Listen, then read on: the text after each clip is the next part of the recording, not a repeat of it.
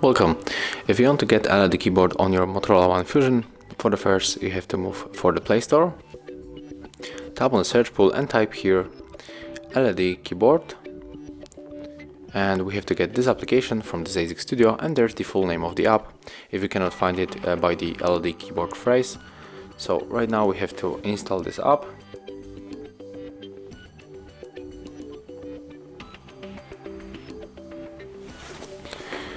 Let's open, click enable, tap on the switcher, and then you have to tap OK 2 times. Then just go back to our LED keyboard application, click select, switch to our LED keyboard, and here we are able to choose our LED theme. And I'm going to show you my favorite, the name is Unlimited. Here we have to tap on the save the keyboard.